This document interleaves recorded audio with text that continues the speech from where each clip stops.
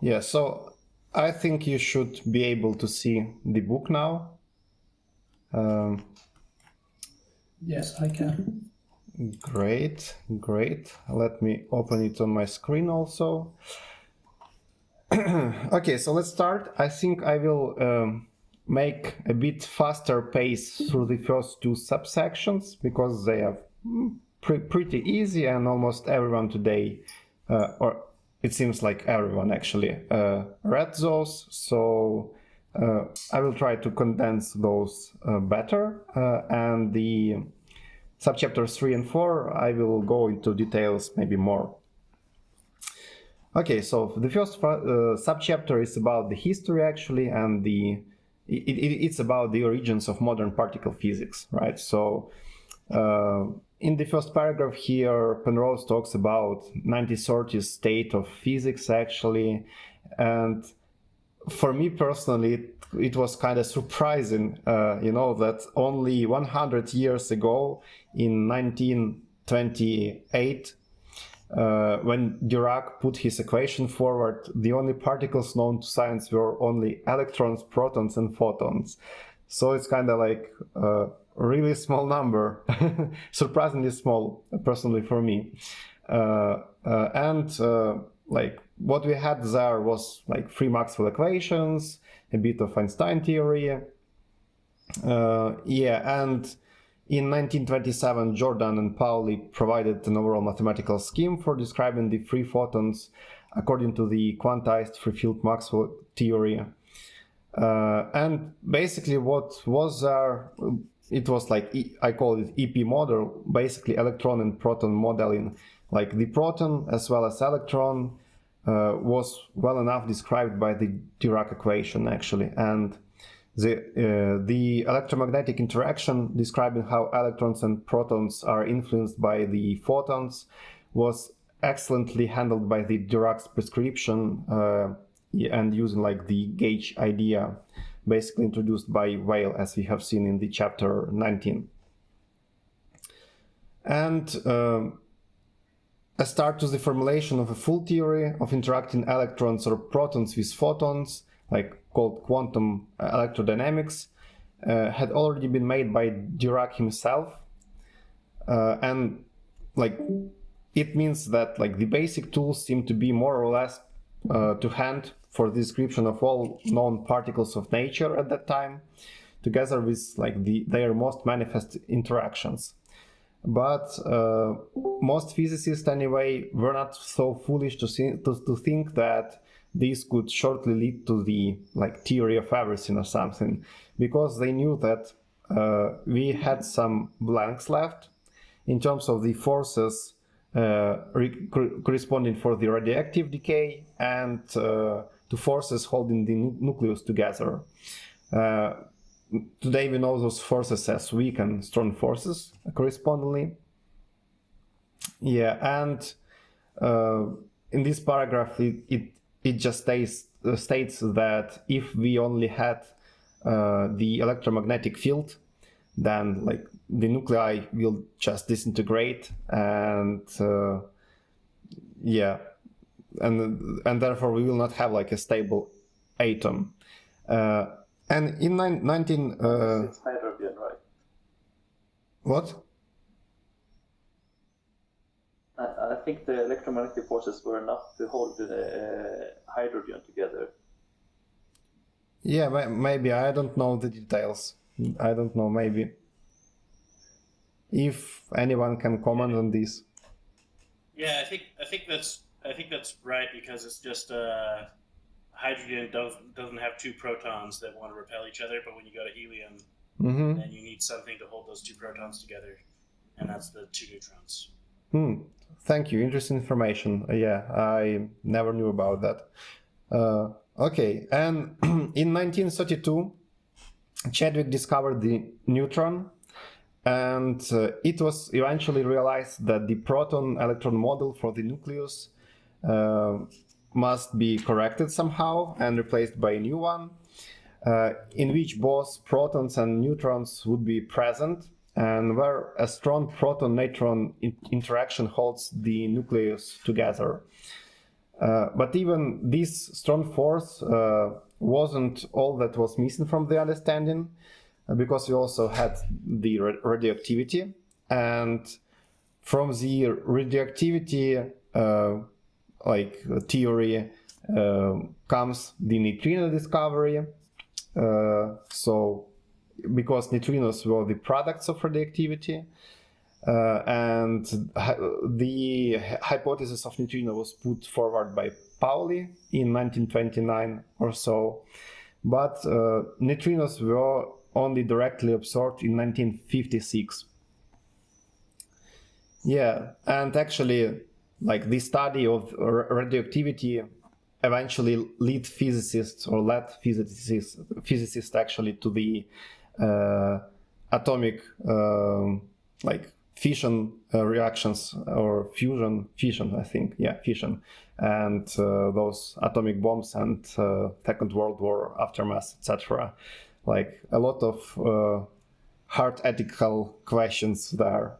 Yeah, but anyway, today in the 21st century we have standard model of particle physics, and in this model it kind of accommodates almost all of observed behavior concerning the vast array of particles that we know now.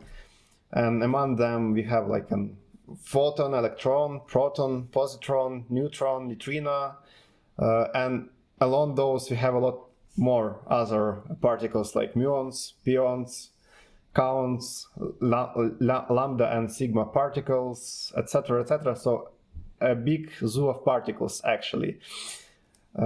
We also have antiproton, which was directly absorbed in 1955, and the anti-neutron absorbed in 1956.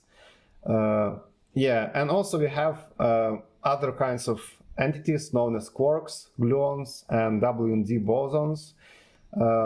So yeah, and they kind of correspond to something like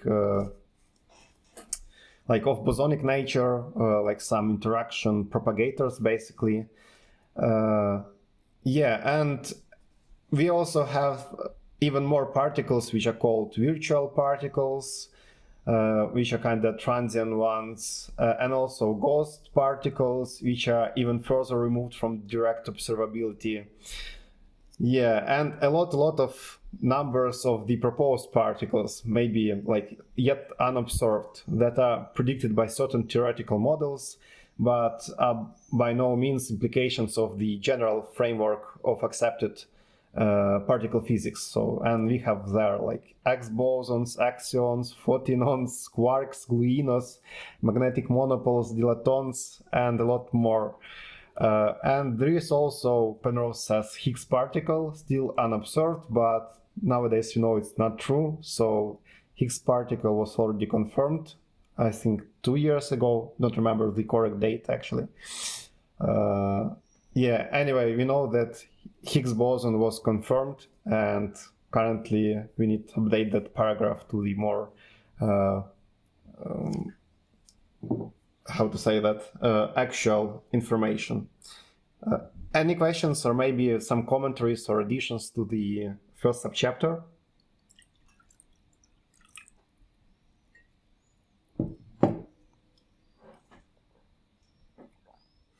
Okay, then let's continue. I'm not sure if you mentioned, I just found it interesting that these resonances that he mentioned that could be interpreted as particles. I don't know if you mentioned it, but tending to be referred to merely as resonances. It just find that interesting that we can have particle-like behavior, and I wonder what this process is. Just curious about it, if anyone knows anything.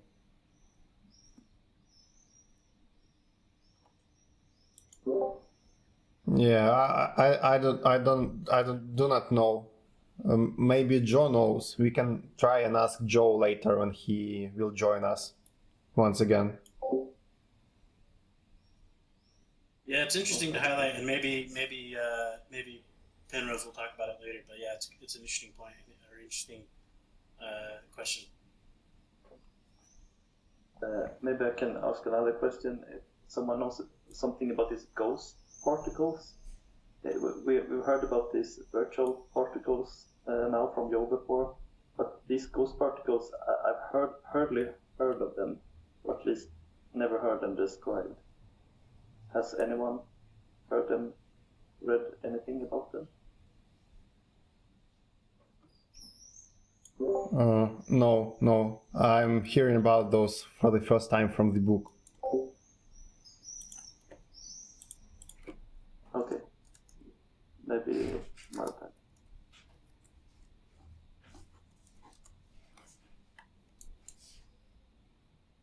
Please continue, Paul. Yeah, I tried to Google it, but I have like no results from Wikipedia, for example, about ghost particles. So it seems not clear. There is one. I'll link the Wikipedia page, but I think it might be, since none of us know it yet, it might be kind of a question to talk about. You know, if Joe or somebody else knows, or to maybe talk about later after we read about it. But yeah, I'll post the Wikipedia.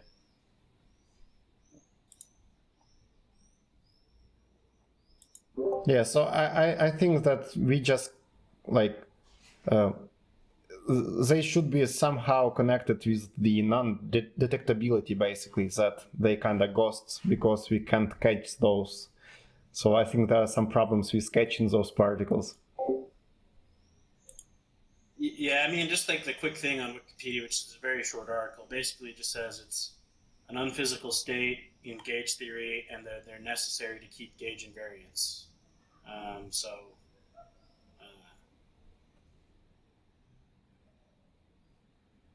The last parenthesis is not included in the link, so the link is broken. I don't know if it's only here or if it's possible to fix.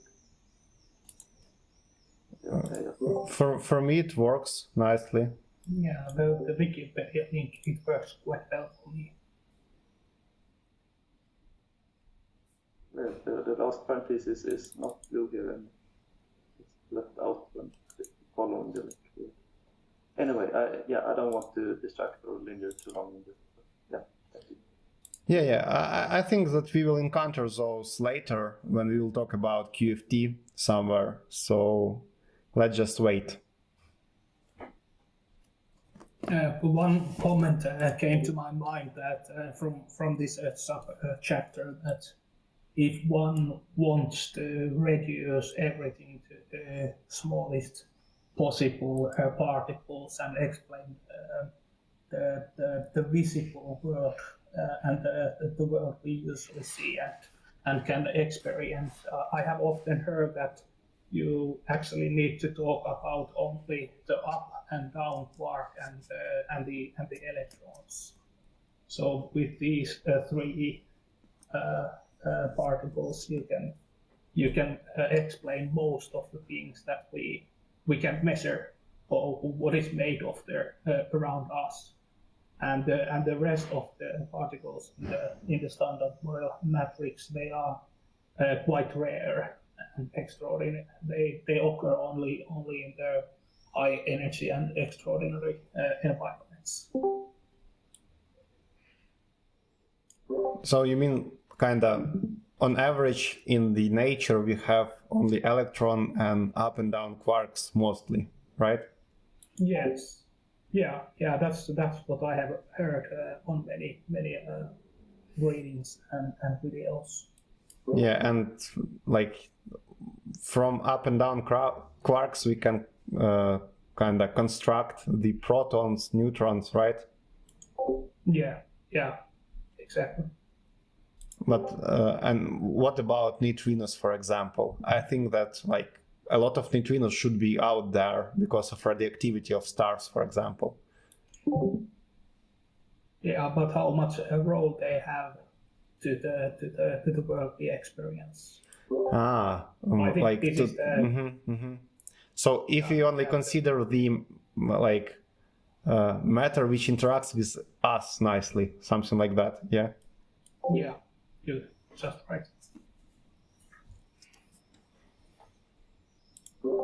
Yeah, so it seems to me like almost equal to the picture where we have like protons, neutrons, and electrons, and maybe photons. And it seems like that's it, like enough. It's what I was taught in school actually, or something. So it's kind of a really basic picture. Okay, so let's continue and go to the second subchapter, which is called the zigzag picture of the electron. So what we have here is basically the statement that having the Dirac spinor, we can decompose it into two Pauli spinors, right? We have seen that in the previous chapter, I think, and also we have seen two spinor notation in chapter 22. And we mentioned that like we have 4 components in the Dirac spinor and 2 components in Pauli spinor in the previous chapter, and that it seems that we kind of should have a possibility to somehow separate or like deconstruct Dirac spinor into 2 spinors, but Penrose notified or like gave us a warning that we should be cautious and know that we cannot like prescribe those like 2 particle spinors easily to I don't remember exactly. Let me take a look. He was talking about there about assigning.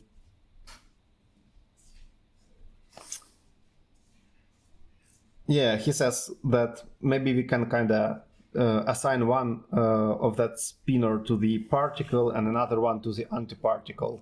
But he said that in the previous chapter that this is like more subtle matter actually. And it turns out that we can decompose it using 2 Pauli spinors, and those indexes which Penrose kind of really lightly described in the chapter 22, those A and A with a tick here, they're called actually van der Waerden notation, and you can read more about this in the Physics from Symmetry book. It has nice subchapter in there about those. But you can think about those as some kind of like complex conjugation actually. So beta A means that the A seen here index is kind of conjugated somehow. Okay, and yeah, and basically we can transform Dirac spinor into a pair of those Pauli spinors, and Dirac equation could afterwards be rewritten in the 2 spinor form, and in the 2 spinor form it will look like this. So basically you can think about this as like derivative actually. So we have like derivative of that alpha A, and it will be equal to this coefficient where m is m and that 2 to power minus 1/2 will describe the strengths of the interaction between the 2. So you can see that the coefficient is the same for both of those spinors here, and their derivatives are kind of mutually linked together. So derivative of the first one equals to the components of the second spinor, and vice versa for the second spinor. So the next paragraph talks about like the notation, so we shouldn't worry. Those are kind of 2 spinor translations of the ordinary gradient operator, or like some kind of the derivative actually. Or yeah, so we shouldn't worry about all those indices, and those 2 to the power of minus 1/2. And the exact form of these equations. He says that he present those here just to indicate how the Dirac equation can be brought into the general framework of the 2 spinor calculus. And when this is done, some new insights as to the nature of Dirac's equation are revealed. So basically the point of Penrose here is that two-spinor calculus can be important here, but probably maybe we will talk later about this in this book, but I think that mostly we should learn this from other sources, maybe his book with Rindler or some other book, I don't know. So anyway, it's not so important here. Like the basic importance is that we can decompose the Dirac spinor into two Pauli spinors. We can have those equivalent equations here, kind of interaction between those alpha and beta spinors.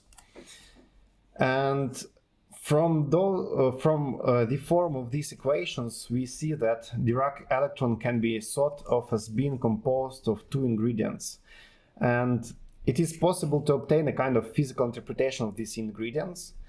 And we can form the physical interpretation of those spinors as two particles, actually. One will be described by alpha and another one by beta. And each of those particles will be massless. And each one will continually convert itself into the other one. So, yeah, and it means that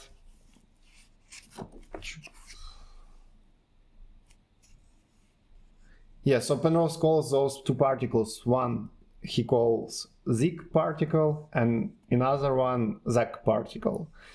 So we have kind of zigzag picture of the process. Yeah, and being massless, each of those will travel with the speed of light.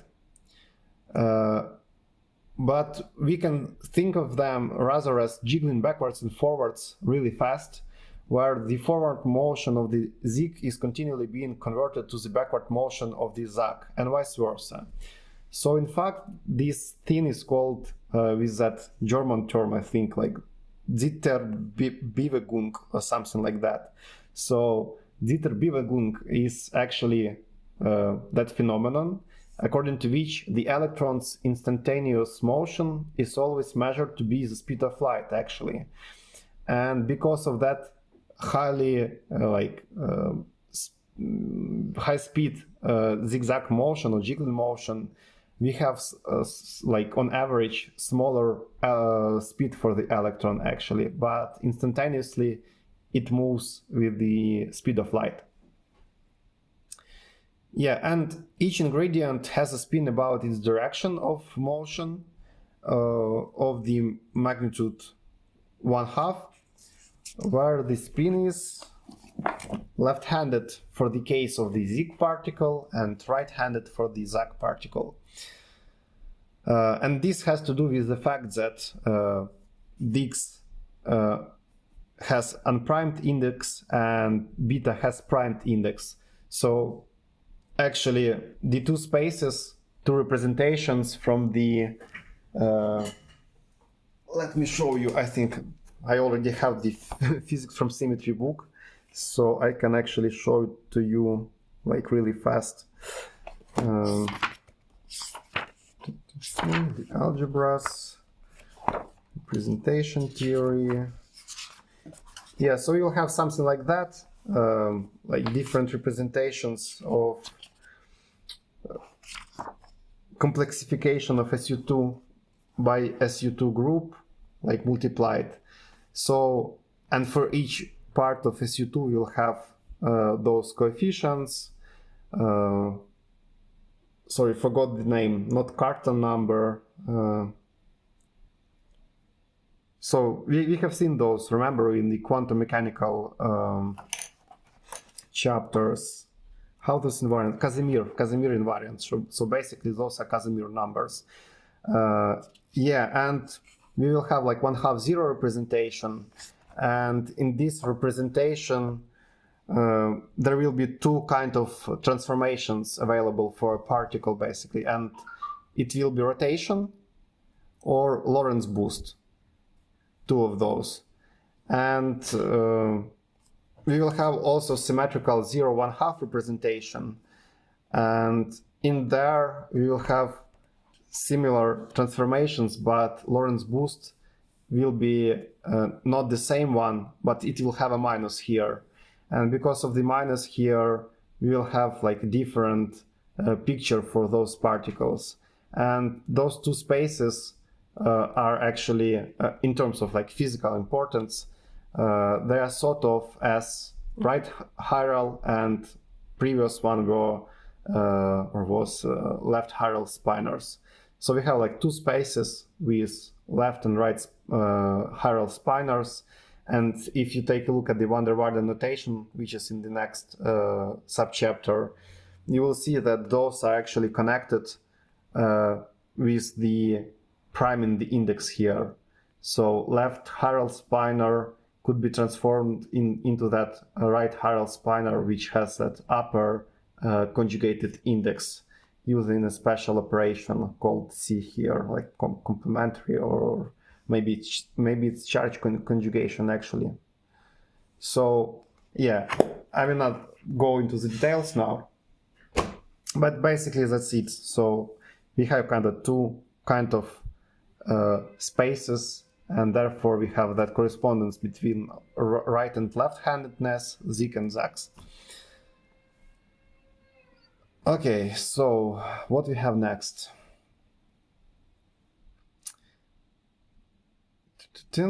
Yeah, so he says here that velocity keeps reversing and the spin direction remains constant in the electron's rest frame. And we should see that on the figure 25.1 here. Yeah, it's kind of hard to understand, I think. So it seems that here we have space-time diagram because we have those nice diagonals. So it's like moving with the speed of light here. And time passing forward. So it's like kind of flight in the space-time. And on the right, you have flight in the space, actually, how it looks in the space for us. So in a space, it would look like really fast oscillations with velocity changing its direction constantly and really fast, and the spin remains fixed here, so the same spin. Okay.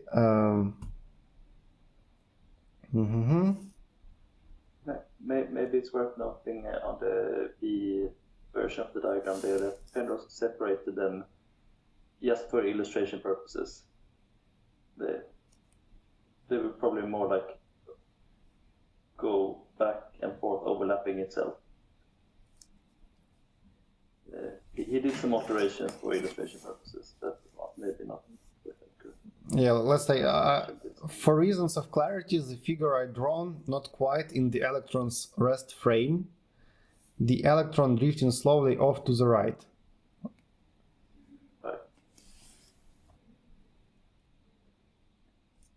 So yeah. So we kind of looking as the observer here. Yeah, that's what he meant probably. So we are like looking at it outwardly, and therefore we perceive it as moving.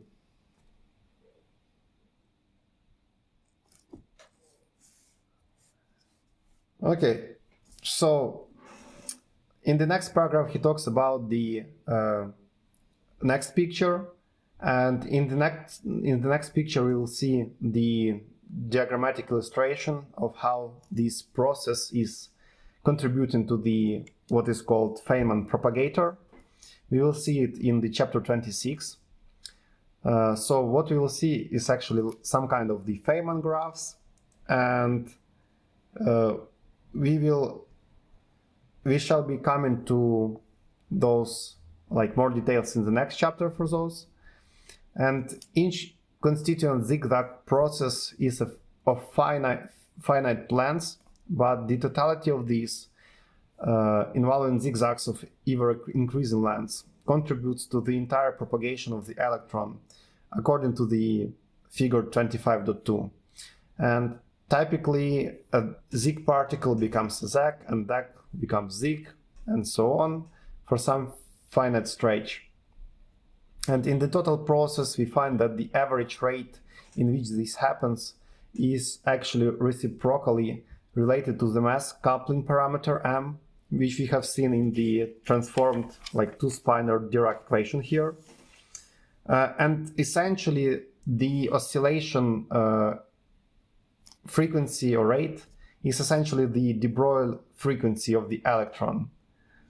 And just to, I will show you the formula for de Broil frequency in a minute, but let's take a look at the figure 25.2 here. So basically, he says that the average motion of the particle is some kind of the superposition of all possible variants for the particle to evolve here. And you can see a lot of zigzags happening simultaneously here. So it can go just left or just right. It could go like left and right, and right and left and right. And we can have all of those possible variants of movement described here as infinite superposition, basically. And that will constitute in the quantum field theory, I think, what he is calling here Feynman's propagator. Yeah, and on average, that zigzag thing will happen with the de Broil frequency. And de Broil frequency, we have seen that in the chapter 21 about quantum mechanics, in the 21.4. So it was about experiments and like quantum experimental background. So when we have seen the formulas are about the wavelengths and the momentum of the particle and how they are connected. So, and just to recall, here I had some notes about like the wavelengths, and if our wave is traveling, we can see that like we have its velocity in the meters over seconds here, and therefore we can kind of calculate the frequency by dividing the velocity, so how much it will take like how much meters the wave will travel in a second, for example, and we can just divide that by the wavelengths, so we will have the frequency in that way. And now we can come to the de Broil frequency. So like de Broil was working on the dualistic nature, like he wanted to have particles as waves, and therefore he took the formula which Einstein used, so mc squared, energy equals mc squared, and he used also Planck's formula, I think h nu here, where nu is our frequency. So he just put instead of the speed of light here, the speed of the electron, for example, some v here. So we have mv squared here, and we have h nu. And nu, as we calculated here, equals to velocity divided by wavelengths. So here you will have like velocity divided by the wavelengths multiplied by h. And therefore now if I close that middle term, you will see that we can divide by v, and we will have momentum here and h over lambda here. So we will have the relation between momentum and the wavelengths. So, and the de Broil frequency is actually that frequency, frequency of the movement of the particle there. So it seems that this zigzag picture has some connections to the wave-particle duality, actually. Yeah.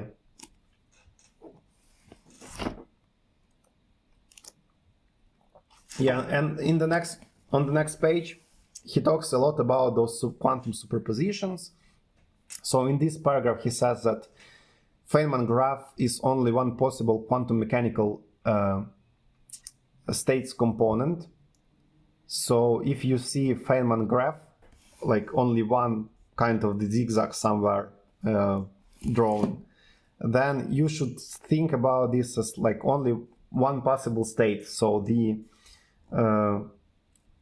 in actuality, there is some enormous quantum superposition of vast numbers of different processes happening like together at once, and on average we will have like the real picture. So the real electron is only average process, or like averaged result of all of those quantum superposition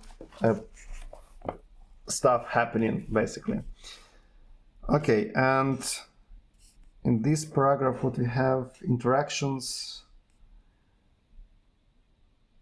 Yeah, he says here that interactions will make it even more complex.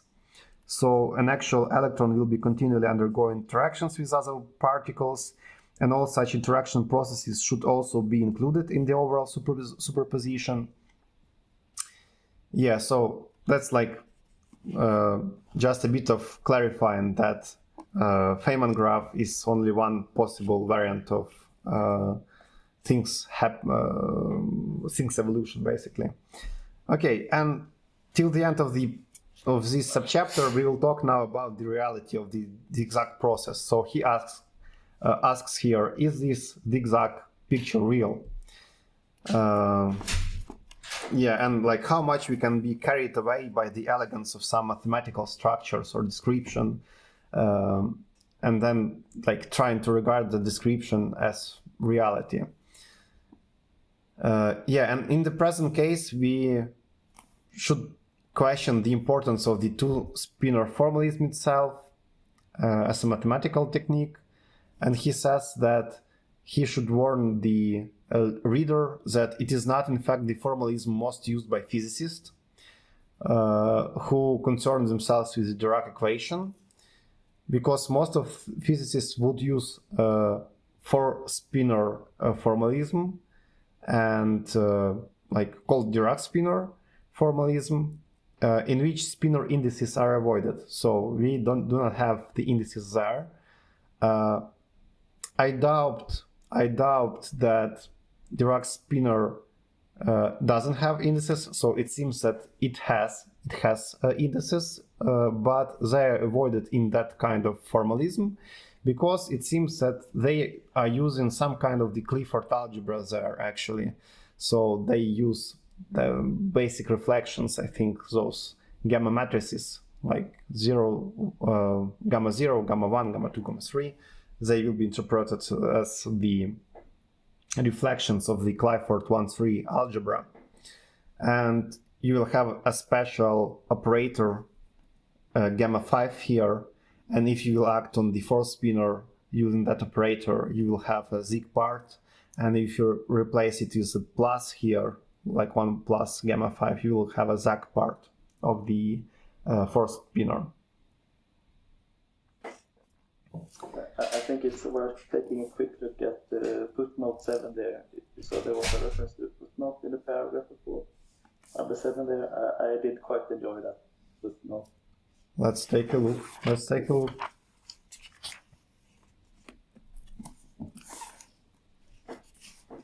Number 7. So he says, in fact, such physicists lives,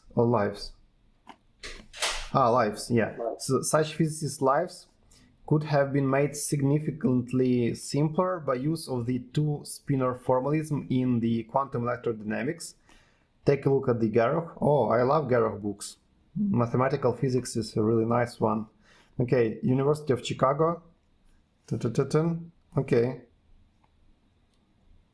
Yeah, interesting. I just enjoyed his comments there that they could have wasted less of their lives if they used this instead.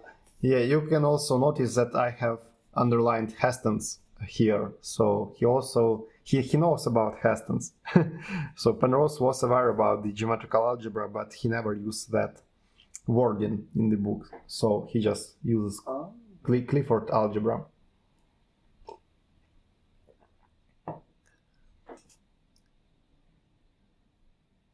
Yeah, and also he has some kind of reduced spinors here.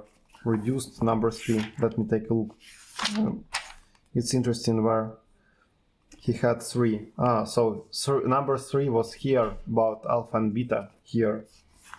And he says that They are called reduced spinors. Take a look at chapter 11.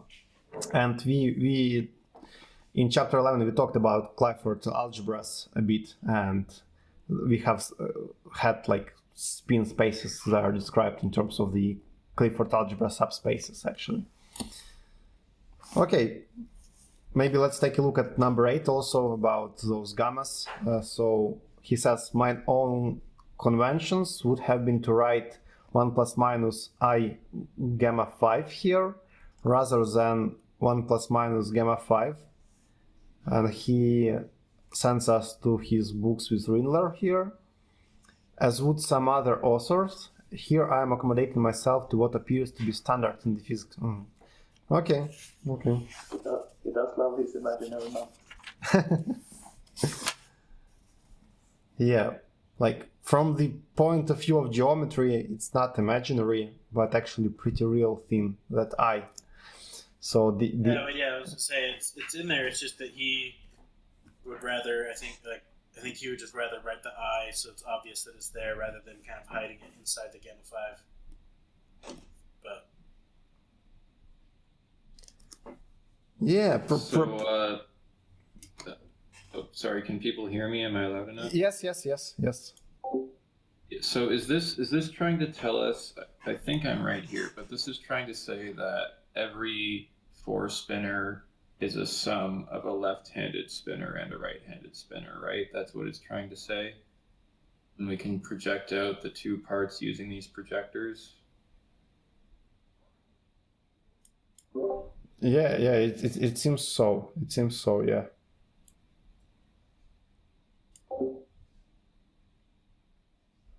Yeah, okay. This is kind of a minor comment, but I'm used to seeing instead of a 1/2 minus gamma 5, I'm used to seeing a 1/2 minus gamma 5. Because I think you want the 2 projectors to add together to get 1.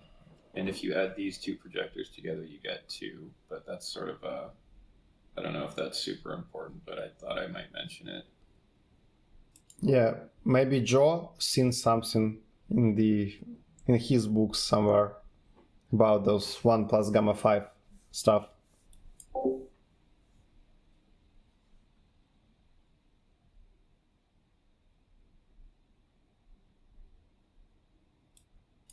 Yeah, it seems that Joe is busy currently. Okay, I just wanted to say that maybe that I here, maybe if you like put it out from the gamma 5 expression here, then gamma 5 actually will be the I itself, because in the Clifford algebra, if you multiply everything, I mean every and each basis vector, basis elements of the Clifford algebra, so we have in the 3-1 or 1-3 Clifford algebra, the basis elements will be those 4 gamma matrices, like gamma 0, gamma 1, gamma 2, gamma 3. And if you multiply everything, they will geometrically correspond to the I, actually, but in the geometrical terms. So you can recall that for the complex numbers, multiplying by I is just the rotation in the plane, right? Like over 90 degrees. And for more dimensions, it will be like simultaneous rotation by 90 degrees in every plane or something. So it's kind of 4-dimensional I in the specific Clifford algebra here. And that gamma 5 is actually some kind of the I itself. So, yeah. And it's called pseudoscalar. It also has one more name called pseudoscalar. So I'm just gonna clarify. So the thing that they call the gamma 0, gamma 1, gamma 2, gamma 3, that's the pseudoscalar, right? But I think the lowercase I out in front is actually like a complex coefficient. Yeah. That's right. Okay. Yeah, that's true. Yeah, that's totally true. Yeah, that's actually it is the complex I. Yeah. So basically, it's like minus I complex multiplied by the pseudoscalar from geometric algebra. Yeah, because the pseudoscalar squares to -1, but the complex I think also squares to -1, so it's a bit weird. Yeah, and we will have that equation below, like gamma 5 squared equals to 1, therefore.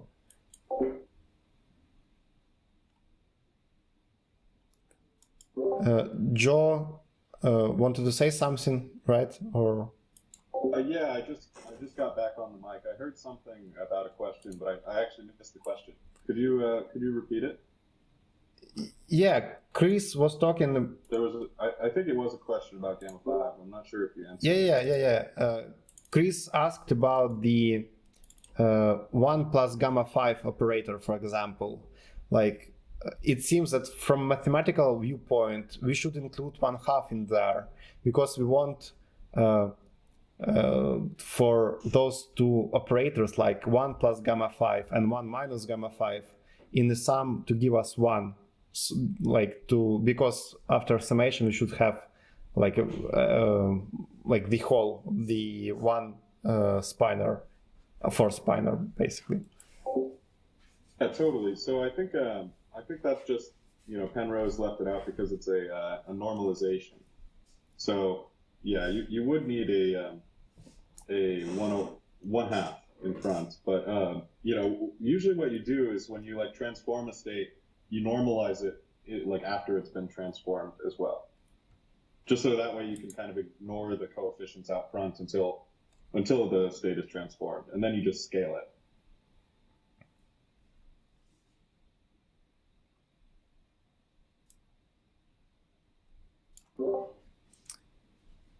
Yeah, okay, so let's continue.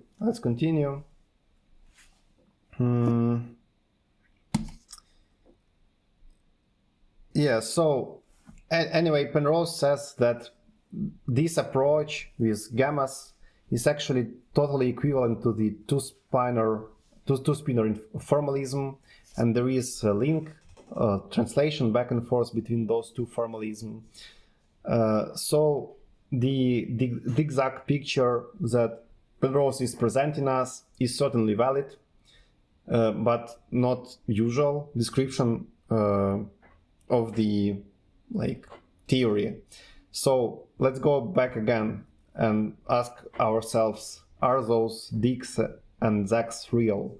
So Penrose says that he will say, or would say, that they are as real as the Dirac electron is itself real. So if we believe in the Dirac equation, we should believe in zigs and zags also. And they are kind of real as a highly appropriate idealized mathematical description of one of the most fundamental ingredients of the universe. But is this a real reality? And he already talked about that bit in the first chapter, where he was talking about those spheres of physical, mental, and mathematical realities and the relations between those. But we will talk also in the last chapter about the reality problems of the theories. So we will shake that up again. Okay, maybe some questions about subchapter 2.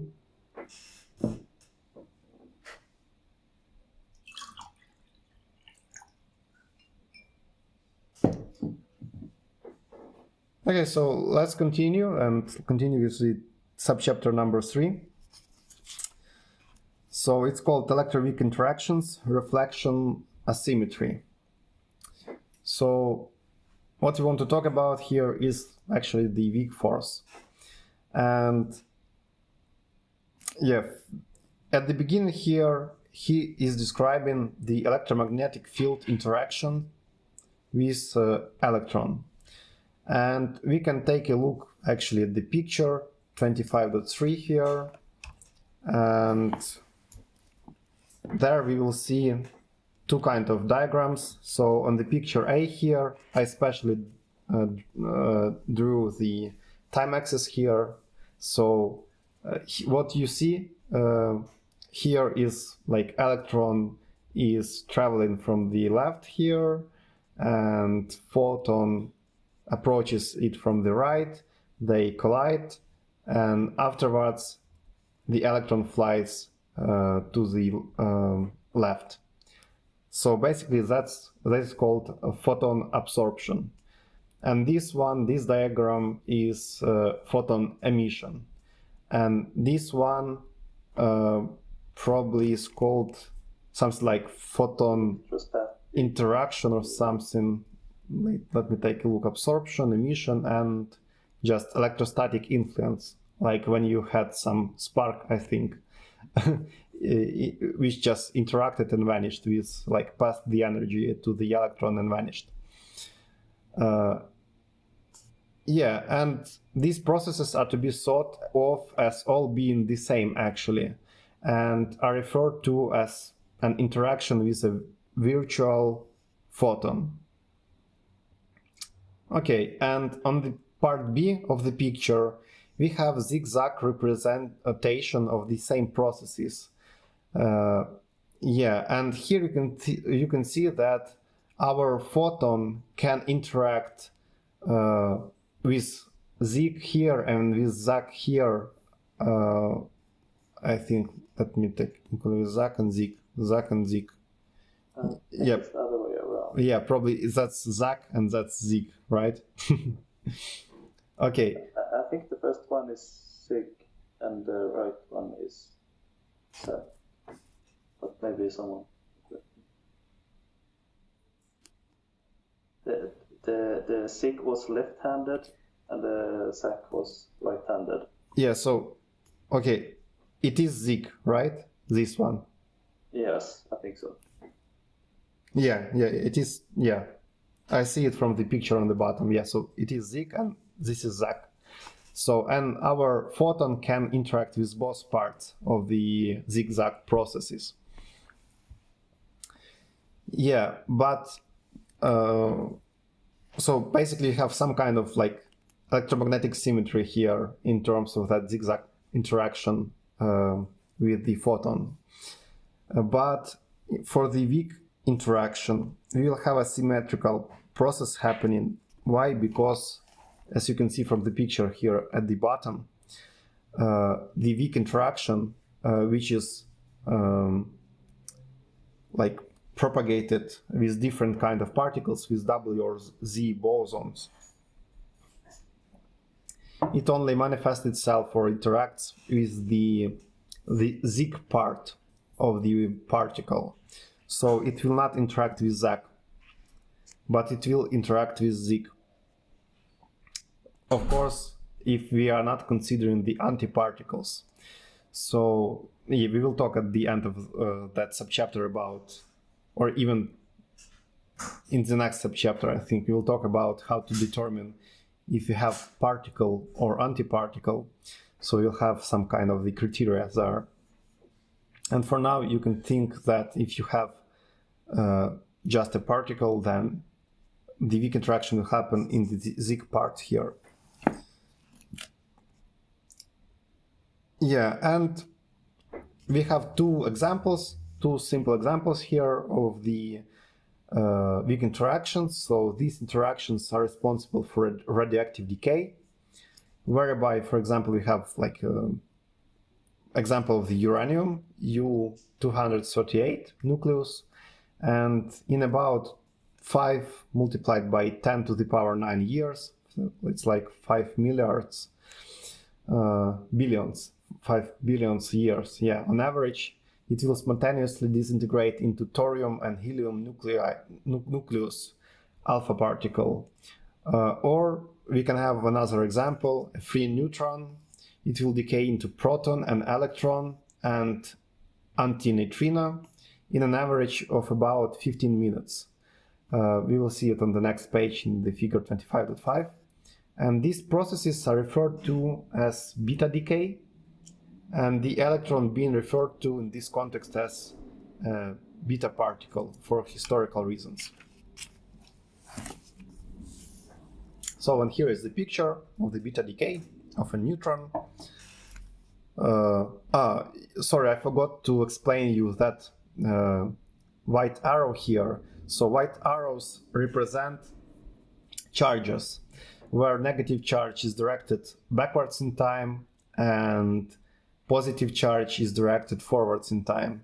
And black arrows are describing the actual, basically, momentum of the particle, where it moves. So you can see that all particles moves forward in time except antiparticles, so it's kind of moves backward here.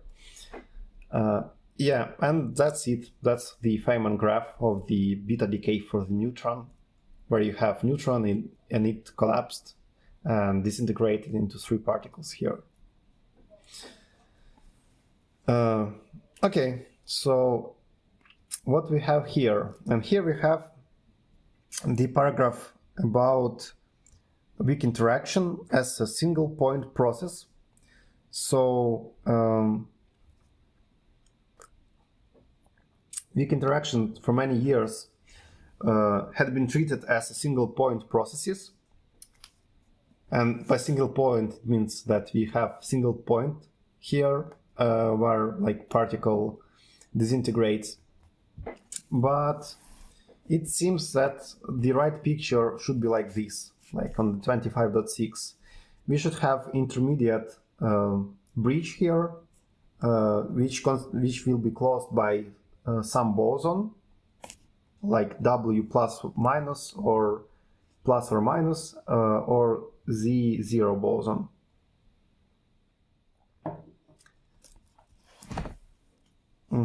And yeah, that was found because later the one-point theory began to run into theoretical difficulties, which were finally resolved in the electroweak theory of Weinberg, Salam-Ward, Glashow, which we'll see in the 25.5. As part of these newer ideas, it was realized that we should have, instead of point-like Fermi interaction, that intermediate gauge boson, which will mediate the weak interaction process, according to which the beta decay is now interpreted as shown on the picture we have seen a few seconds ago. So what is significance of that zigzag asymmetry? In 1956, there was a great shock to physicists when Tsundao Li and Chen-Yin Yang made an astonishing proposal concerning beta decay and concerning weak interactions generally, that they should not be reflection invariant. And this proposal being startlingly confirmed experimentally by Xianxun Wu. Sorry if I pronounced that the wrong way, but yeah, by Wu. And her associates shortly afterwards in January 1957. And according to this experiment, the mirror reflection... Yeah. Hasn't Weinstein talked about some Madame Wu mentioned her before? Yeah, he really liked to mention her. Yeah, and it is because she hadn't been awarded for it. So those guys up here, Li and Yan, they got Nobel Prize, and Wu got nothing for that. Actually, in 15 years or so, Wolf Prize, I think, will be awarded to her, but it's kind of considered one of the biggest mistakes for the Nobel Committee or something. And I think that's why, because like Weinstein kind of talks about institutions a lot, right? So I think therefore he likes those kind of non-fair episodes in the history. Yeah, I think his wife also was kind of snubbed out of something or not recognized. But that's, yeah. Yeah, there were some problems with her like postdoctoral, I think, career. So after she finished her thesis on that index problem, she was going to go to the Boskins Commission on to like reviewing the inflation rates in the USA, and like bureaucracy and the more politician-oriented guys, they kind of not allowed her to take a part into those Boskin Commission affairs or something. So, and because of that, she hadn't she was denied or kind of lost the chance to show herself or something, like to start a really kind of blossoming career or something. Was it her that had some gauge theory economics model thing? Was that? Yeah. It's kind of he helped her, I think. So they developed it from their conversations, I think, because she was trying to convince Weinstein that economics is a science. So Weinstein was thinking that economics is just like some ad hoc thing, I don't know, like some set of empirical rules or something. And she was trying to convince him that it's real science and real big mathematics can be used in there. And she caught him up with some index problems or something. I don't remember exactly. It's in the Wall Street book I mentioned a few lessons ago. Yeah, it makes you wonder about the gauge connection here, but maybe that's enough about it. Yeah. Okay, so let's go back to the Wu experiment. So according to this experiment, the mirror reflection of a weak interaction process surprisingly would not generally be an allowed weak interaction process. So weak interactions exhibit chirality, or chirality probably, chirality. Chirality. Yeah. Okay, and in particular, Wu's experiment examined the emission pattern of electrons from radioactive cobalt-60, which was actually called really, how to say, no, not cold, like the temperature of it was decreased to the almost 0 kelvins. So basically it was really steady cobalt-60 to have nice positioned array of the cobalt-60 atoms. And they were looking at the pattern of the radioactive activity of the cobalt-60. And they find out clearly mirror asymmetric relation between the distribution of emitted electrons and the spin directions of the cobalt nuclei. And this was astounding because never before had a reflection asymmetric phenomenon been observed in the basic physical processes. So basically, if you have some kind of, I don't know, usually it's demonstrated on the clock. So you have some kind of clock, and clock is spinning usually like clockwise, right? And if you put a mirror, it will spin anti-clockwise. So that's kind of the symmetry we have, like parity symmetry, or mirror symmetry. So we just kind of put in minuses for every space coordinate in the physical process. So basically we have mirror reflection, and it means that in mirror reflected universe, like our laws will work the same way. And for the weak interaction, because of that asymmetry in Dick and Zach's, when we will mirror the process, instead of Zig here, we will have Zach. And therefore, we should change something more, so a little bit more here. So the boson will react with Zach in the mirrored universe. And what we need to change here, the note at the top with the bottom here tells us that actually we need to change also the charges. So we will find out that if we will reverse parity and charge, so we will do Cp transformation, then in the mirror universe the weak interaction will work nicely.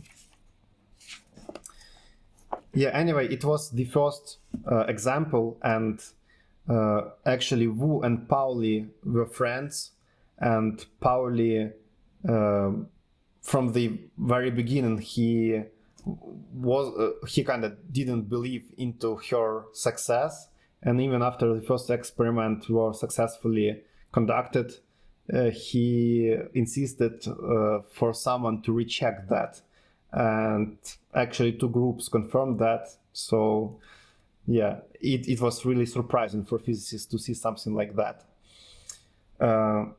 Yeah, in the next paragraph, he talks more about data symmetry. So like why we have data symmetry, but basically it just means that in terms of Zik and Zags, we have the chiral asymmetry, which arises from the fact that in a mirror, Zik looks like Zag and Zag looks like a Zik. So that's what I was talking about previously while showing you the picture from the previous page. And he says that gamma 5 changes sign under reflection, so the roles of the left and right helicity parts of the electron's wave function are interchanged. So when we are doing the parity transformation, we will have sign near gamma 5 switched also. Thus, the non-invariance of weak interactions under reflection symmetry is realized in the fact that the only Zik part of the electron indulges in weak interaction. And basically that's it. And afterward, Penrose goes more into the other particles. So neutrons, protons, quarks. In the next paragraph, he just says that all of those are described by the Dirac equation, and therefore they also have the same zigzag description in the 2-spinor formalism. And therefore we can redraw the pictures a bit. So here you can see beta decay process, which we have seen here. So we have neutron, proton, electron, and neutrino. And you can see here that we have like neutron flying here, and it decouples into a proton here, electron here, and a really fast flying and zigzagging with really small mass here. So those zigs and zags are kind of proportional to the mass of the particle. Therefore, in neutrino, you almost they are barely visible here. Really small zags here. Yeah, and we see 2-point nature here with the boson link in there. And if you decompose neutron and proton into quarks, you will have the big zigzagging curve here from the quarks. Yeah, and back to the last paragraph on that page. It starts talking about neutrinos, and the neutrino can be treated as a massless particle because its mass a lot less than the mass of the electron. And neutrino actually decouples the 2-spinor Dirac equation. And by decoupling, I mean that the M constant here, interaction constant, will be 0 because of the massless nature of neutrinos. So we will have 0 in both of those differential equations, and they are also referred as Weyl equation, or Weyl equations, I think. And therefore we kind of could have only like 2 kinds of neutrinos, but they can originate only in the weak processes, as far as I understood. And therefore, because they originated from the weak processes, and weak processes can only interact with Zik part, it means that all neutrinos are left-handed, actually. So, as far as I understood, there are no right-handed neutrino, actually. And they should be only left-handed. Yeah, but actually neutrinos possess the mass. It's just really small one. And now we have... Also why we saw the very small sag in before, I think. Yeah, that's true. And those small zags are actually indicating that we have some kind of the small mass. Anyway, let's talk more about those paragraphs, and we will clarify a lot about the mass of neutrinos. So we have good experimental evidence that at least 2 out of these 3 neutrino types, and those 3 types are electron neutrino, which is involved in beta decay, in the ordinary beta decay, its antiparticle being what is emitted in the decay of the neutron. Also muon neutrino and tau neutrino. So we have 3 neutrinos here. And observations and the Japanese detector clearly indicate that the differences in the mass of these 3 neutrino types should be though very small, only 10 to power minus 7 of an electron's mass in all, cannot be 0, owing to the fact that they have a tendency to flip into one another. So there is a thing called neutrino oscillation or neutrino oscillations, and that cannot happen with 0 mass. And currently, as I have read on the Wikipedia, they think that while neutrino is flying, it can convert from one type of neutrino into another type. So we can have beta decay of neutron, have anti-neutrino, anti-electron neutrino basically. But on the detector it will be fixed as like anti-tau neutrino or something. So it can kind of switch its type on its way. Yeah, but Penrose says that there is still a chance that mass is actually 0. But definitive evidence of these matters is still missing. And why Penrose thinks so, that mass could be 0? He says that massless neutrino could be entirely Zig, but with a small mass, the picture would be more like depicted on the 25.9. And on the 25.9, you can see that we have like, I think that O here,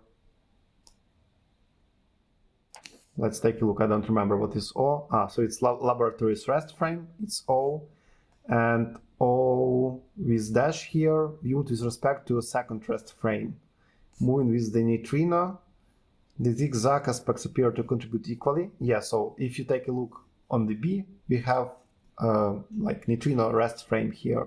So zigzags are contributing equally to each other. But yeah, and that will happen only like when neutrino has mass, right?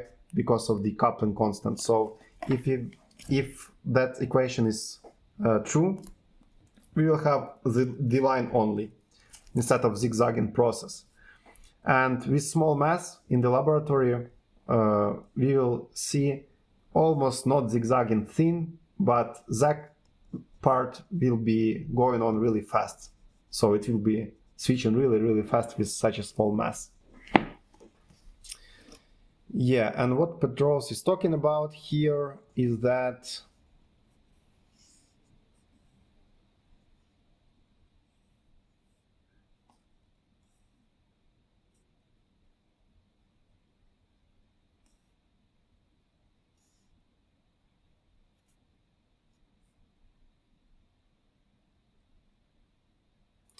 sorry, I lost my thought somewhere here.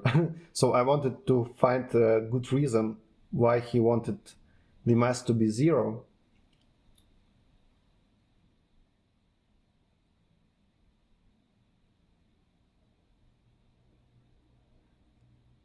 Okay, it seems that he doesn't have a good reason here, but that's a nice question. So I don't have a nice answer for that. Like, why should we think about neutrinos with having the mass 0? I don't remember him addressing it in this chapter, actually. Yeah, seems that I just was thinking in the wrong way. So I just was thinking that I have already the answer for that question, but I don't. Okay. So, and now we can ask ourselves, like, how we can kind of find out if the particle is a particle or is that an antiparticle. So how to separate and distinguish a particle from an antiparticle. Yeah, and Yeah, he just talks about positron here, that in the positron case we also will have Zik and Zag, but for the weak interaction, for example, now it will interact with the Zag instead of the weak interaction with the electron, where it interacted with the Zik instead of Zag. Yeah, so we need somehow to find out how to define the antiparticle. Yeah, and he says that that can cause some confusion because we have given no criterion for deciding whether a particle is to be thought of as particle or antiparticle. And you can remember or recall that we had the Dirac-C picture of the antiparticle, but it won't work for every particle. Why? Because we will have bosons also. And actually, in the context of modern quantum field theory, it is not necessary to present things in the Dirac's original way. And antiparticles are thought of as just particles, actually. And photon, for example, is the antiparticle of itself, as well as P0 meson. And we have also bosons, like, for example, charged pion here, P plus meson, for example, and it is a boson, and it has antiparticle called negatively charged pion. So we need some kind of the more general procedure to distinguish between particles and antiparticles, and we will talk about that in the next subchapter. Okay, any questions about 25.3? Or maybe you want to add something? I'm not actually sure I caught his reason for why there would be a problem distinguishing between particles and antiparticles. I don't think I got the point there. Maybe you could reformulate it to succeed. Yeah, it's actually pretty simple. So he said that we have those things like particles and antiparticles, but we haven't yet set like a definition for antiparticle. What does it mean to be an antiparticle? We haven't said that in any of the previous chapters. Oh, like a more formal definition. Yeah. You only said with the mirror version. So. Yeah. So we just only had some intuitions behind it. We had the Dirac equations split into two equations, right? Like Dirac and anti-Dirac equation. But we haven't had a formal definition for the antiparticle, and we want to have one. Right. Okay.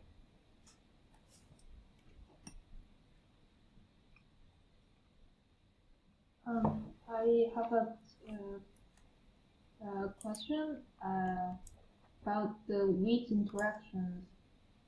I'm not sure if I am misunderstanding it or not, but the weak interaction seems to be happening like really fast. It's like the line is, say, larger than 45 degrees, suggesting it's happening faster than light. I'm not sure I understand it correctly. You have seen somewhere bigger. Yes, so if you see the picture, I think 25.6 would be clearer. So it's the bigger picture. So that process, the W boson, the line connecting the two dots seems to be faster than light. Yeah, I think that probably the Feynman graphs here, they are not drawn in the space-time. I think they are drawn in the space only. Okay. He just oriented them like that to be consistent. Yeah, so that's actually the space, and particles are flying and having some interactions in there. So you shouldn't confuse those with space-time. Okay. Usually you would have a time pointing rightwards, and then you probably would not be confused about this. do think you're right, though, that it's a very fast. Because I mean, they used to think he was saying here that they used to think that it was an instant process, and so it must still be very fast, not faster than light. But I would guess. I'm just kind of doing some googling here, and I guess that so W and Z bosons have a very short lifetime of less than 10 to the minus 24 seconds. I mean, I would guess that that's the life of the life of those bosons is probably the time it takes for that process to take place. Yeah, I think that's right. The Z and the W are both like quite heavy, and so that's what gives them such a short lifetime. Yeah, and if the boson is the carrier particle of the force of the interaction, then I guess it obviously can't take longer than the life of that boson.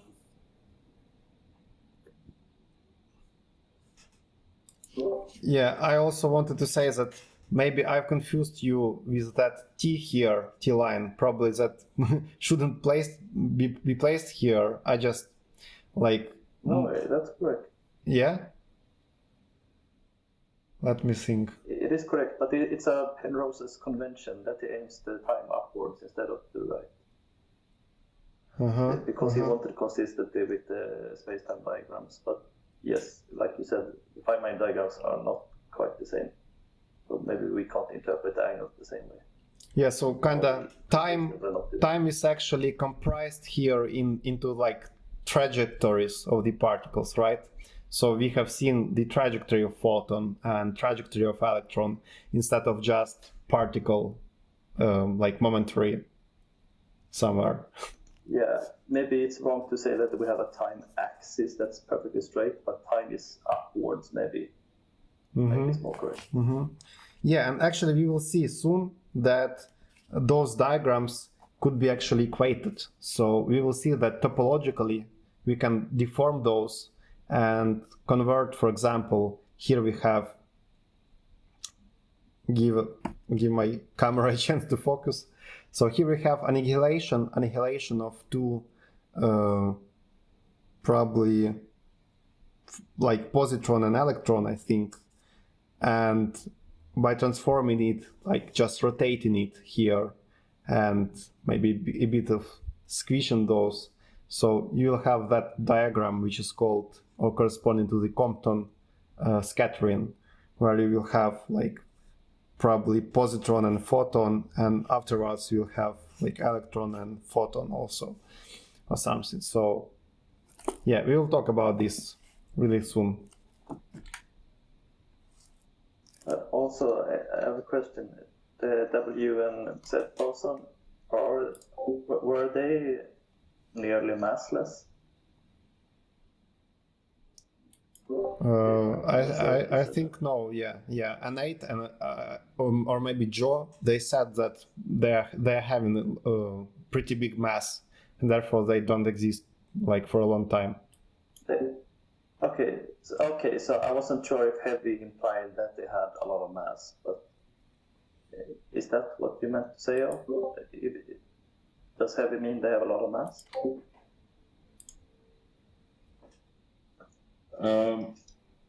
Could you repeat, please? So, like, it's about the relation between the lifetime and its mass? Yeah, well, I was thinking more of the speed of light, that like the photon travels at the speed of light because it's massless. I was thinking that they also travel very quickly, referring to Yuri's question, because they are nearly massless, but it seems to be incorrect. If they are heavy, implies that they have a lot of mass. Yeah, so I think it's the other way. It's not that they're traveling very fast; it's that they travel a very short distance. Yeah, and I think the point of it being quick is that they decay. So I think the point wasn't that the bosons travel fast, but the particle. Yeah, the interaction, the weak interaction, is a quick process, or it happens very fast because the W boson and the Z boson decay very fast, so it can't take longer than their lifetime. Yeah, and it has to take place on the order of like an atomic radius, right? It happens within the nucleus, so it's got to be over a very short distance. Yeah, and I think it's like that distance probably has to be with, how fast the particle's moving plus the time it takes for it to decay. It just can't physically make it any farther than that, right? Yeah, and there's like this exponential process. So like occasionally you'll get a W that comes like outside of the nucleus, but yeah, for the most part it only decays like within the nucleus, and that's why they actually thought the neutron was like composed of a proton and an electron.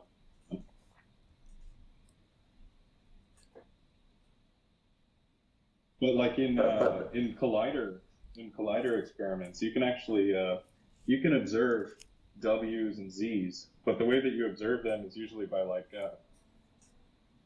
there's something called like a Drell-Yan process, and then also there's just like Z goes to E plus E minus sort of thing.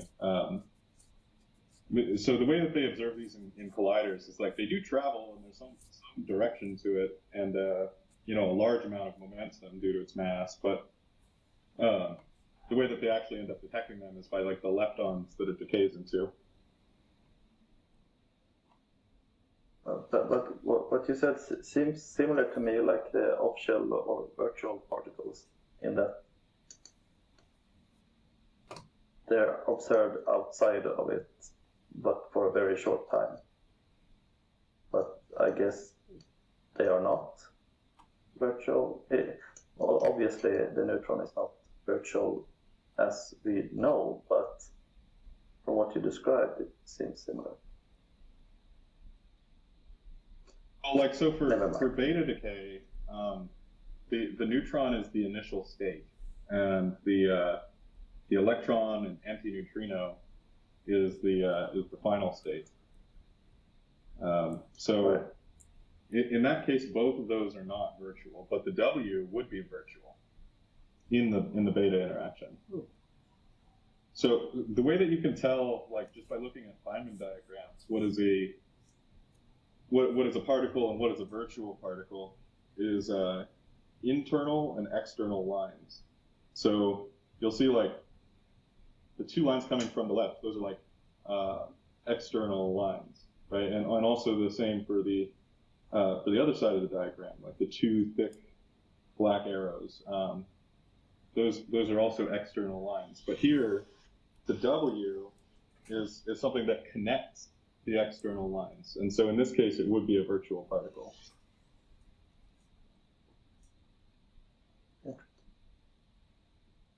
Yeah, and I have heard on that science click channels that basically like all forces, they kind of are like doing their work in terms of like repelling or attracting something in terms of those vertical particle interactions. So it seems that those bosons and like virtual photons, for example, in the electromagnetic field, they are the like propagator of the force or something.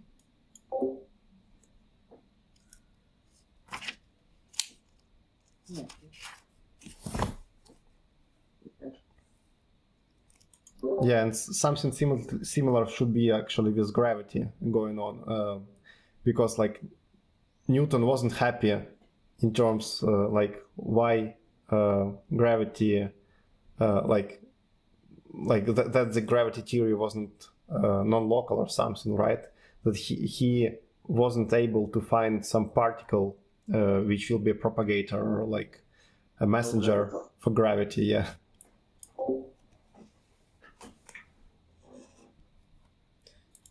Okay, so let's finish with the last subchapter, and then we will continue. Okay, and the last subchapter is about charge conjugation, parity, and time reversal. So maybe you have heard already something about Cpt Theorem, and in this subchapter we will learn about Cp and T operators, basically. So C stands for the operation called charge conjugation, and this operation will replace every particle by its antiparticle. So it will kind of switch the all kind of charges assigned for the particle, and they will be, I think, like electric charge, maybe also some kind of charge for the weak force. I think it will be present, and also some charge for the strong force, but we will see that in the later chapter. So basically we'll replace the particle by the antiparticle in C. And another operation which we already talked about is spatial reflection, which is referred to as P, which stands for parity. And in accordance with the above discussion, ordinary weak interactions are not invariant under either P or C separately, but it turns out that they are invariant under the combined operation Cp or Pc. And we may regard Cp as the operation performed by an unusual mirror in which each particle is reflected as its antiparticle. So, and that was the trick which we need for the mirror to work here. So the weak interaction will act with Zag. So if you place the right mirror between those two pictures and mirror that right one into the left one, then the weak interaction will be able to react with Zag, that part. Okay, and the third and the last one operation is the time reversal and interaction. Yeah, so basically just alteration of the timeline. So interaction is invariant under T if it is unaltered, if we view it from the perspective of time direction that is reverse of a normal. And there is a famous theorem in quantum field theory referred as the Cpt Theorem, which asserts every physical interaction is invariant if all three of the operations C, P, and T are applied to it at once. Of course, the theorem is just a piece of mathematics, so its physical validity is dependent upon the physical validity of its assumptions, and this issue will have a great importance for us in chapter 30, when we will talk about the critical matters that may lead us to question the conclusions and therefore the assumptions of the Cpt theorem. So basically, we will create some kind of the test under the law of the Cpt theorem. Yeah, so there is, however, no reason to expect any difficulty of this sort in relation to ordinary weak interactions, because we have Cp invariants for them, and that will imply their invariance under T also. Yeah, and actually a very few observed physical effects are known that violate Cp invariance actually. And the most long-standing example is a particle decay seen to be non-invariant under Cp process. It is also non-invariant under T by itself, but if you combine those three operators and apply it to it, then it will be invariant. And this process is the decay of the K0 meson here, which can be into 2 pions or 3 pions, where there is a sophisticated issue concerning the K0 flipping into its antiparticle K-0, with an oscillation between these two taking place. So the Cpt theorem provides us with an alternative perspective on antiparticles, which is different from using the Dirac's C, and it is more satisfactory since it can also be applied to bosons, so it's more universal. And assuming Cpt, we can regard C, the interchange of particles with their antiparticles, as equivalent to the Pt. And we can regard the antiparticle of some particle as being the space-time reflection of that particle. So parity will reflect space, T will reflect time, so Pt reflects space-time, and C kind of reflects the particle into antiparticle. And I think because of Cpt invariance, Cpt theorem, we can kind of deconstruct the composition and say that C equals Pt, therefore. Okay, and ignoring the space reflection aspect of this, we can obtain the interpretation of an antiparticle as being the particle traveling backwards in time. And that's exactly the way Richard Feynman liked to interpret the antiparticles. Yeah, I heard somewhere in the Feynman videos or books about that interpretation. And it provides a very convenient and consistent way of treating antiparticles within the context of Feynman graphs. And that idea was suggested to Feynman by Wheeler, and it had been earlier proposed independently by Stuckelberg. In its different way, it is just as crazy as an idea of the Dirac sea, basically. Yeah, and in Feynman graph, particles that are not their own antiparticles have to have lines in the diagrams that are directed in some way, such as by attaching an appropriate kind of an arrow on each line. Therefore, or that's why we had those white arrows attached here, for example, for the proton or electron here. So we needed those white arrows, so after we will see reflect the system, those arrows, white ones, will be reflected also. Yeah, and this perspective on antiparticles has the great advantage that many very different looking particle processes are revealed as being basically the same process, but viewed from the different angles in space-time. Yeah, and we have example in the figure 25.10, but without zigzags. And here we have electron-positron annihilation into a pair of photons, showing that this is essentially the same as the Compton scattering of an electron by a photon. And we shall be seeing shortly that we also need to allow that particles lines can point in space-like directions, describing what is referred to as a virtual particle. But this is enough confusion for the moment. Okay, so basically he says here, like we have crossing symmetry, processes which differ only with respect to the time orderings in various places, but without the topology of the diagram being affected. So it means that we have kind of rubber band thing going on here, are basically mathematically equivalent. He also uses here analytic continuation. I don't know why. Probably we can reinterpret the Feynman graphs as functions. So I think we can understand better the analytic continuation in the chapter 26.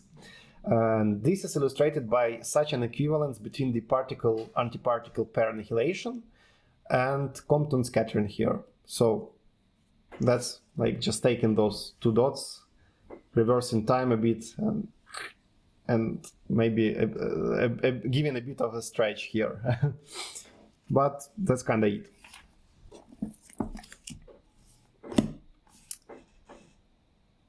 Yeah, so now we can return to the problem of deciding for an entity of spin 1/2, whether it is Zig or Zag that takes part in the weak interaction.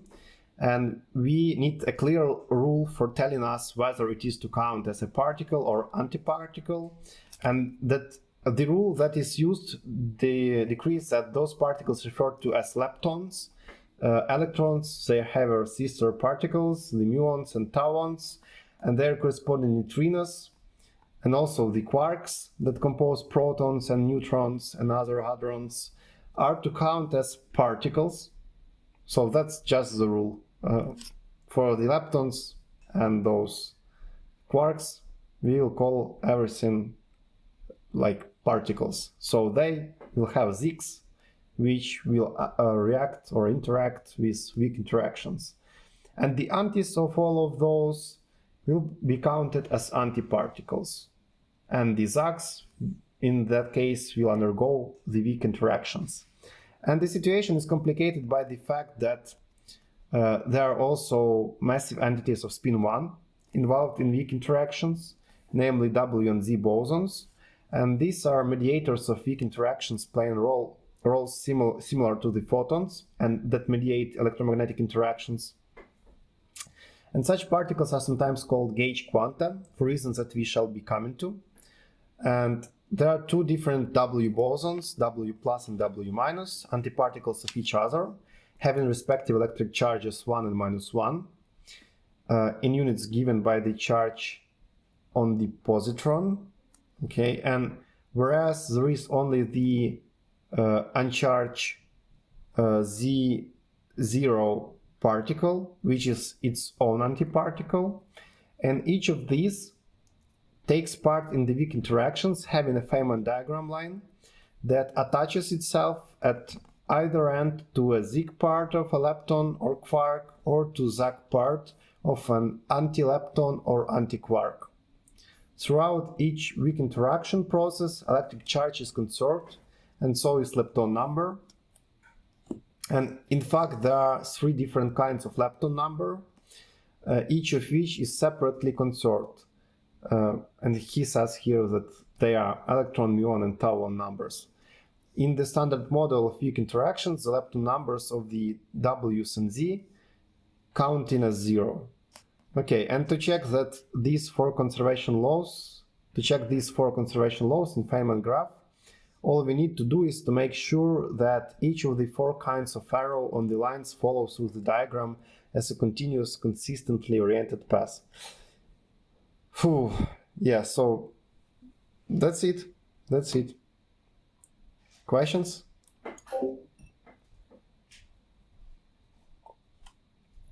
I did want to bring up one point. This came up a while ago, but I'm finally able to use the mic. I did want to bring up one point about neutrino oscillations, and that's that the flavor eigenstates of the neutrinos are not necessarily the mass eigenstates. And I think Penrose hinted at this, but did not state it explicitly, in that there are 3 neutrinos, but you could actually choose a basis in which they are like the flavor basis, where you have an electron, a muon, and a tau neutrino. But perhaps there is a mass basis, which is not the same as the flavor basis. Whereas, like, the electron itself has a well-defined mass. Like, the flavor state would be the same as the mass state for the electron, but it may actually be a different basis for the neutrinos.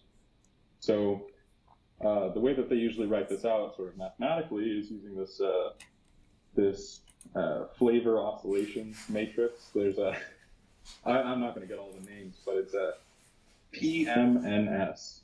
That's the Pmns matrix, and it shows like all the transitions from the mass eigenstates to the flavor eigenstates.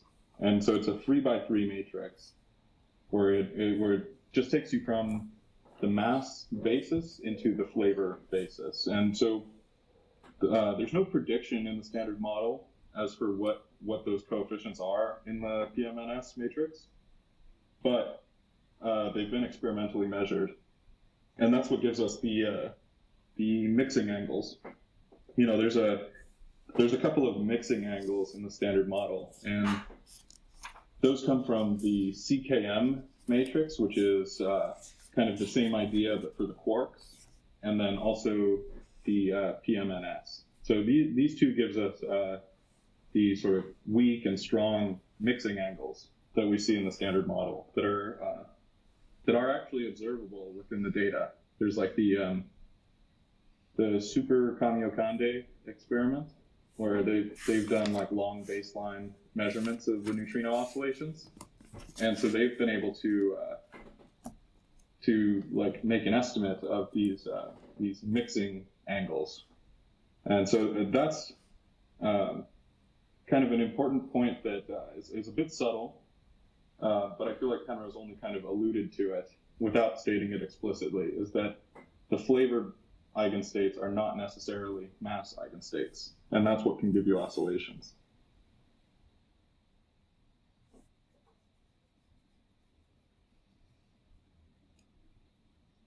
So basically it means that if you are currently in some mass eigenstate for some particular neutrino, then it is a superposition of the flavor eigenstates, right? And we have probabilities of the convertation, or Right. Yeah, exactly. So if, like, say one of the mass eigenstates has a mass of 0, that would be some combination of the electron, muon, and tau eigenstates. yeah, interesting. I think that's really important note, first of all, and the second one is that I think we will understand that a little bit clearer after reading the second part of the chapter. I mean, how it kind of integrates into the whole picture of the standard model, because currently we have only weak interactions, and that's it.